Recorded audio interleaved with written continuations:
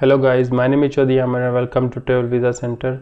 आज हम एक अनदर वीज़ा रिफ्यूज़ की बात करेंगे। जो विज़िट वीज़ा रिफ्यूज़ हुआ है, ये एक मेरे व्यूवर का हुआ है। उन्होंने मुझसे फेसबुक पे कॉन्टैक्ट किया है और उन्होंने मुझसे बात की है। मैंने उनको गाइड किया, ये जो बिल्कुल फ्री में करता हूँ, कोई उसके पैसे वगैरह चार्ज नहीं करता। और मैंने उनको बताया कि उनको क्या करना चाहिए। अक्सर मेरे पास बहुत से रिफ्यूज़ल आते हैं और वो रिफ्यूज़ल मैं हमेशा शेयर करने की कोशिश करता हूँ जो एजेंट्स की गलती हो या फिर बंदे ने बाय सेल्फ अप्लाई किया हो, गलती की हो। तो बाय सेल्फ तो हमेशा लोग गलतियाँ करते हैं। यहाँ पे पॉइंट ये है कि जो एजेंट्स हैं, जो कंसल्टेंट हैं, जो पैसे चार्ज करते हैं और फिर वो उनके केसेस को रिफ्यूज़ करवाते हैं, उनके लिए बहुत ही शर्मनाक चीज़ है। अगर आपको काम करना नहीं आता तो आप लोगों के केस ना खराब करें। अगर आपको लगता है कि आप इस तरह से फाइल रेडी करेंगे और वो आपका जो वीज़ा ऑफिसर है वो आपकी बात को मानेगा, आपके माइंड को मानेगा, तो ऐसा नहीं है। वीज़ा ऑफिसर अपने पॉइंट्स को मानेगा, वो हर चीज़ का पॉइंट्स को कलेक्ट करेगा कि क्या चीज़ अथेंटिक हो सकती है। वो भी एक इंसान है, वो भी हमारी तरह सोचता है और वो सोचेगा कि इस तरह से बंदे ने ये केस शो करवाया, क्या हो सकता है ऐसा। अगर उसको लगेगा कि ऐसा नहीं हो सकता, ये जस्ट यूके आने के लिए या फिर किसी भी मुल्क आने के लिए उसने शो करवाया, तो वीज़ा आपका रिफ्यूज़ है।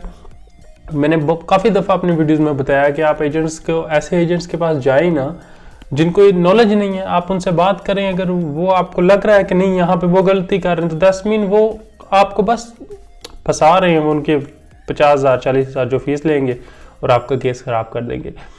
यहाँ पे 7 डेज़ के लिए ये जो व्यूवर है मेरा, उनका नाम मेंशन नहीं करूँगा मैं, उन्होंने 7 डेज़ के लिए वीज़ा अप्लाई किया। उनकी एक अच्छी सैलरी थी, 82,000 और गवर्नमेंट एम्प्लॉयड थे, ठीक है। जो उनके पास एडिशनल इनकम नहीं थी, उन्होंने वो लगाई 82,000 रुपीज़ की सैलरी स्लिप के साथ। और वीज़ा ऑफिसर ने जो अकाउंट में एंडिंग बैलेंस था, क्लोजिंग बैलेंस जिसे कहते हैं, वो यहाँ पे उसने दिखाया कि आपके पास 5,659 पाउंड्स हैं, ठीक है। उसके बाद ये डेट उसने शो की और उसने कहा कि मैं देख रहा हूँ कि रेगुलर आपकी इनकम जो कि आपकी सैलरी है वो क्रेडिट होती है। यहाँ पे उसने कहा कि आपके स्पाउस ने पैसे ट्रांसफ़र किए हैं और उसको ये फर्स्ट ऑब्जेक्शन था कि 90% तक आपकी टोटल इनकम में से उसने पैसे ट्रांसफ़र किए हैं, यानी कि 100 में से 90% आपके स्पाउस ने पैसे भेज दिए आपको, और वो थोड़े से पीछे छोड़ के वो कैसे अपना मंथली लिविंग एक्सपेंस ही नहीं कवर कर सकता। तो इसलिए वो सर्टिफाइड नहीं है, वो मुतमिन नहीं है। ये चीज़ उसको लग नहीं रहा कि ये शॉर्ट ट्रिप यूके के लिए उसने पैसे ट्रांसफ़र किए हैं, ठीक है। This undermine the credibility of your application. और ये चीज़ एडवाइस की थी किसी एजेंट ने। अब बंदा उससे ये पूछे कि जिस बंदे के पास 10 लाख अकाउंट में पड़े हैं उसको 6,38,000 ट्रांसफर करवाने की क्या जरूरत थी। 10 lakh is enough amount even for 2 or 3%। 2% is enough, और 3% भी कभी कभी हो जाता है। अगर आप 3% हैं तो 10 लाख आपके अकाउंट में पड़े हैं, आप इकट्ठे जा रहे हैं, तो यानी कि आपके होटल के खर्चे कम होंगे। तो आपको सिर्फ जो टिकट्स हैं वो 3 लाख रुपए के पड़ जाएंगे अगर 3% जा रहे हैं, तो यानी कि 7 लाख रुपए आपके पास फिर भी हैं। अगर आप वहाँ पे यूज़ करना चाहें तो इस हिसाब से आप 50 पाउंड पर डे के लगा लें, तो 150 पाउंड 3 बंदों का पर डे के हिसाब से 7 डेज़ के लिए जा रहे हैं, तो आप वहाँ पे हिसाब लगा सकते हैं कि आपके कितने पैसे खर्च होंगे। अगर 3% है फिर भी आप 5 लाख खर्च करने जा रहे हैं, 5 लाख आपके अकाउंट में बैक सेविंग में है, तो इनफ अमाउंट है। 5 लाख इनफ अमाउंट है कि आपके सेविंग में जब वापस आएंगे तो आपके अकाउंट्स खाली नहीं होंगे। तो यहाँ पे एजेंट ने ये गलती उनसे करवाई, उन्होंने की, और ये रिफ्यूज़ल है। उसके बाद यहाँ पे अगली बात जो बहुत मज़े की है, यहाँ पे मैं आपको एक चीज़ पढ़ के सुना दूँ। शोइंग ए closing balance 5,600 pound, 669 pound, 5,659 pounds. देखें इस डेट को इतने पाउंड्स उनके अकाउंट में क्लोजिंग बैलेंस था। तो एजेंट साहब ने ये लिखा कि आप 6,000 पाउंड उस ट्रिप पे खर्च करेंगे। आप जा कितने दिन के लिए रहे? 7 डेज़ के लिए।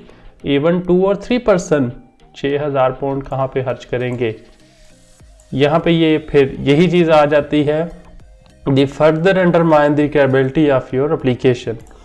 अब देखिए सिंपल सी बात है, अगर कोई बंदा यूके में है तो वो मंथली अपनी जो सैलरी उसकी है ना यूके में 1200 पाउंड से लेके 2500 पाउंड तक है। तो एक बंदा पाकिस्तान से जा रहा है जिसकी इनकम सिर्फ 400 पाउंड है, ठीक है, वो 6,000 पाउंड सिर्फ 7 डेज़ के लिए वहाँ पे खर्च करने के लिए जा रहा है। ये तो बहुत ही अजीब सी बात है, और जिसने भी ये फील किया ना, मुझे नहीं लगता कि उसके पास कोई नॉलेज है। वो भी इमिग्रेशन के हवाले से, वो भी खास करके यूके के हवाले से।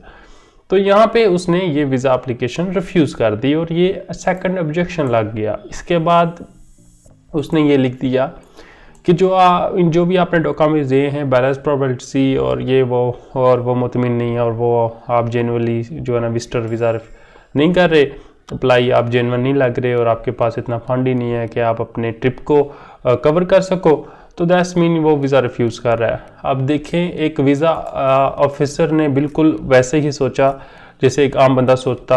अगर मेरे पास ऐसी एप्लीकेशन आती मैं सोचता, सबसे पहले अगर वो यहाँ पे अपना ये वाला तुक्का ना मारता, उनके पास 10 लाख थे, सेकंड ये उसका ऑब्जेक्शन क्लियर हो जाता अगर ये वाला तुक्का ना लगता। उसके बाद सेकंड ये कि अगर वो 2% जा रहे थे तो 1400 पाउंड इनफ थे 7 डेज़ के लिए। अगर 1% था 750 पाउंड इनफ थे 7 डेज़ के लिए, जिसमें टिकट्स भी काउंट कर सकते हैं। 80,000 to 1 लाख रुपए का टिकट है, ठीक है, पाकिस्तानी रुपए का। तो यहाँ पे 7 डेज़ का टूरिज़्म था और 750 और 800 पाउंड इनफ थे एक बंदे के लिए। तो इसके बाद वहाँ पे इनकी सिस्टर भी थी जिसका इनविटेशन लेटर भी था। अब देखें यहाँ पे वीज़ा अफसर ने कहीं पे भी उसको नहीं हाईलाइट किया और उसके हवाले से कुछ नहीं लिखा। चले हम उस बारे में बात भी नहीं करते। जो एजेंट्स की गलतियाँ हैं ना उसके हवाले से बात करते हैं। मानता हूँ कि अगर उसने इनविटेशन लेटर के सिस्टर से वहाँ से आया भी है तो उसमें भी कोई ना कोई खामी होगी जिस वजह से उसने उनको बिल्कुल कंसिडर नहीं किया और यहाँ पे मेंशन भी नहीं किया। वो भी एक अच्छे तरीके से लिखना पड़ता है और फिर वीज़ा अफसर को शो करवाना पड़ता है सिग्नेचर साइन के साथ। एंड देन अगर वो फाइनेंशियली सपोर्ट नहीं कर रहे, दैट्स नॉट मीन कि वो आपको स्पॉन्सर नहीं कर सकते। आप फाइनेंशियली स्ट्रॉन्ग है तो आप खुद भी जा सकते हैं और वो सिर्फ स्पॉन्सर लेटर भेज सकते हैं। अगर वो काम नहीं कर रहे तब भी कोई मसला नहीं है। मसला मेन चीज़ ये होती है कि बंदा वहाँ पे जा रहा है उनको मिलने के लिए या फिर फैमिली के लिए। तो यहाँ पे सिर्फ और सिर्फ उस एजेंट की गलती की वजह से ये वीज़ा रिफ्यूज़ हुआ है। यहाँ पे ये वाला तुक्का ना मरवाता और ये वाला तुक्का ना लगाता तो इनका वीज़ा 100% हो जाता, क्योंकि ये गवर्नमेंट एम्प्लॉयड थे, शादीशुदा थे और एक अच्छे स्टेटस पे थे, अच्छी जगह पे थे, ठीक है। ये स्टेटस इस 95% तक ऐसे बंदों के वीज़ा हो जाते हैं। बस उस एजेंट की वजह से ये वीज़ा नहीं हुआ। तो मेरी एडवाइस इनको यही थी कि आप अब अगर आपका अब रिफ्यूज़ हो गया तो इसको हम चैलेंज नहीं कर सकते, क्योंकि ये आपने खुद स्टेट किया है वीज़ा एप्लीकेशन फॉर्म में और आपने स्टेट कर दिया, मतलब आपने साइन कर दिया। तो जो वीज़ा ऑफिसर है उसको यही लगता है कि आपने साइन किया, आपने फिल किया। वो ये नहीं कहेगा कि आपके जो एजेंट ने वो गलत फिल कर दिया और दैट्स वाई आपकी प्रोफाइल गलत गई। तो इनको मैंने ये एडवाइस दी है 6 मंथ to 1 ईयर तक वेट करें, इस रिफ्यूज़ल को क्लियर करें। सबसे पहला जो आपका ये रिफ्यूज़ल क्लियर हो जाएगा, जो ब्लंडर उसने मारा है, उसके बाद ये वाला क्लियर हो जाएगा और आप वहाँ पे एक्सप्लेन कर दीजिएगा कि आपने क्यों ये लिखा था और आप क्यों वहाँ पे जाके इतने ज़्यादा पाउंड्स खर्च करने वाले थे। और दैट्स इनफ। और ये वीडियो अगर किसी को मेरी पसंद आई और अगर किसी बंदे का भी वीज़ा रिफ्यूज़ हुआ वो मुझसे कॉन्टैक्ट कर सकता है, मैं ज़रूर उसको गाइड करूँगा। अगर अभी तक मेरे चैनल को सब्सक्राइब नहीं किया तो सब्सक्राइब करें। Hope so you like video. अल्लाह हाफ़िज़।